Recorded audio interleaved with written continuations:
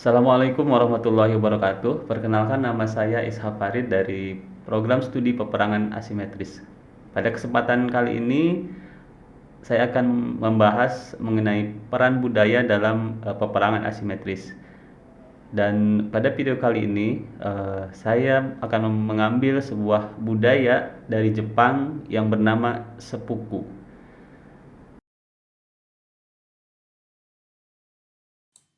Seppuku berasal dari bahasa Jepang yang berarti memotong perut. Seppuku atau lebih dikenal dengan sebutan harakiri merupakan salah satu tradisi ritual bunuh diri di Jepang yang cukup terkenal dengan menggunakan samurai yang ditusukkan ke perut.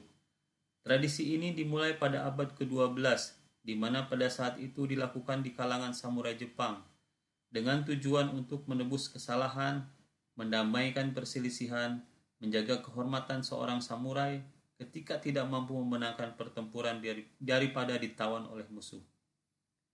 Orang yang melakukan harakiri biasanya menggunakan kimono berwarna putih, kemudian diberi waktu untuk menulis puisi atau surat kematiannya. Setelah itu mereka akan ditawarkan makanan kesukaannya dan terakhir mereka akan diberi sebuah belati chokuto atau pedang pendek tanto yang setengah belati tersebut dibungkus dengan kain kemudian melakukan prosesi harakiri. Setelah melakukan seppuku atau harakiri, mereka tidak akan langsung mati, namun mulai merasa kesakitan. Oleh karenanya, di belakang mereka telah bersiap seorang samurai yang akan memenggal leher setelah selesai melakukan prosesi harakiri.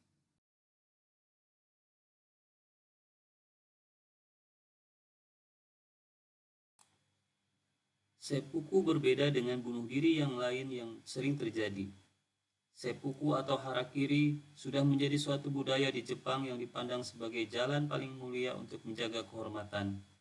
Pelaku harakiri menganggap bahwa dengan melakukan hal itu, nama baiknya akan tetap terjaga.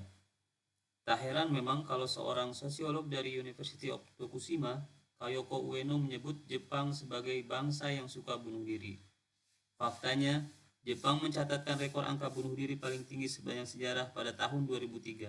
Sebanyak 34.427 orang mati akibat bunuh diri pada tahun tersebut, atau hampir 100 orang bunuh diri setiap tahunnya.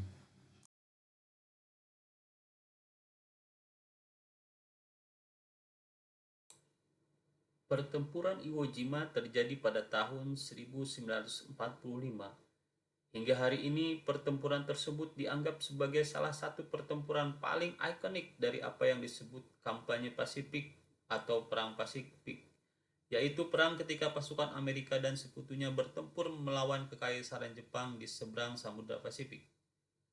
Amerika Serikat mengerahkan 110.308 personil militer ke pertempuran tersebut, dimulai dari pasukan angkatan laut, udara, hingga marinir. Pasukan Amerika yang dikerahkan tersebut juga termasuk 17 kapal induk dan 1.170 pesawat. Menurut Departemen Pertahanan Amerika Serikat, Amerika mengetahui benteng Jepang berada di pulau itu, tetapi Presiden Franklin Delano Roosevelt menolak untuk mengizinkan penggunaan peluru gas beracun yang mungkin sebenarnya bisa membuat pulau itu lebih mudah diamankan. Taktik pemboman konvensional secara berat menjadi pilihan, dan ini dimulai pada minggu-minggu sebelum pertempuran, tetapi hanya berdampak kecil.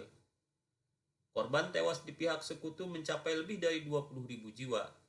Hampir seluruh tentara Jepang yang menduduki Iwo Jima tewas terbunuh dan melakukan harakiri. Ribuan prajurit sekutu tewas dan terluka parah sebelum bisa sampai ke bibir pantai. Kondisi korban-korban prajurit sekutu digambarkan oleh seorang dokter kapal medis Angkatan Laut Amerika yang menuturkan, "Saya pernah berhadapan dengan serdadu-serdadu yang luka di Normandia, tapi belum pernah dengan luka-luka yang begitu rusak dan separah seperti di Iwo Jima." P.K. Oyong dalam bukunya yang berjudul Perang Pasifik menggambarkan bahwa prajurit sekutu sangat trauma meskipun berhasil memenangkan pertempuran. Holland M. Smith, salah seorang prajurit sekutu, menceritakan dalam buku P.K. Oyong dan mengatakan, "Semoga tidak ada orang Jepang lagi yang seperti di Iwo Jima, saking nekat dan beraninya."